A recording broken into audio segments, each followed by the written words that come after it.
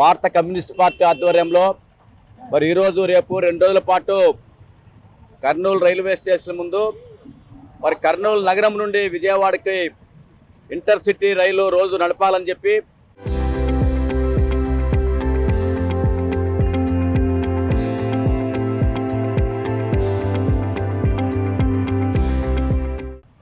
అదేవిధంగా మహబూబ్ నగర్ నుండి విశాఖపట్నం వరకు నడుపుతున్నటువంటి రైలుని కర్నూలుకు పొడిగించి కర్నూలు టు విజయవాడ నడపాలని చెప్పి అదేవిధంగా మరి రైల్వే కోచ్ పరిశ్రమకు నిధులు కేటాయించి పనులు ప్రారంభించి దాన్ని పూర్తి చేసి ఈ ప్రాంతంలో ఉన్నటువంటి యువకులకి ఉద్యోగ అవకాశాలు కల్పించాలని చెప్పి కోరుతూ ఇంకా మంత్రాలయం నుండి కర్నూలు వరకు మరి నూతన రైల్వే మార్గాన్ని ఏర్పాటు చేయాలని చెప్పి ఇంకా కొత్త మార్గాలని ఏర్పాటు చేయడం ద్వారా ప్రజలకు రవాణా సౌకర్యాన్ని మెరుగుపరచాలని చెప్పి కోరుతూ మరి ఇక్కడ ఈ కార్యక్రమాలు జరుగుతూ ఉన్నాయి.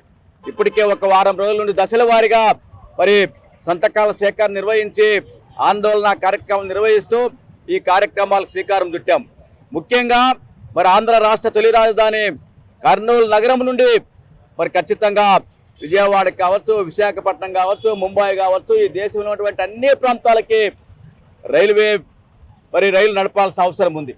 ఎందుకంటే దేశంలోనే ఒక ప్రత్యేక గుర్తింపునటువంటి నగరం కర్నూలు నగరం.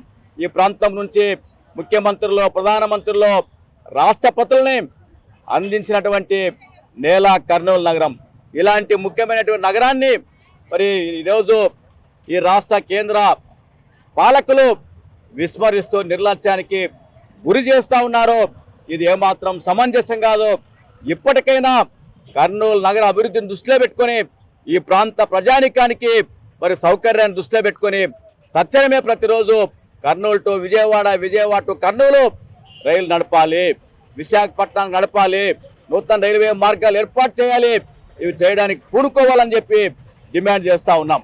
ఎందుకంటే ఈరోజు మన కేంద్ర ప్రభుత్వం బడ్జెట్ ప్రవేశపెడితే ఆ బడ్జెట్లో ఇవన్నీ కూడా కొన్నైనా కొత్తవి మరి కర్నూలు జిల్లాకి, కర్నూలు నగరానికి వస్తాయనుకున్నాం.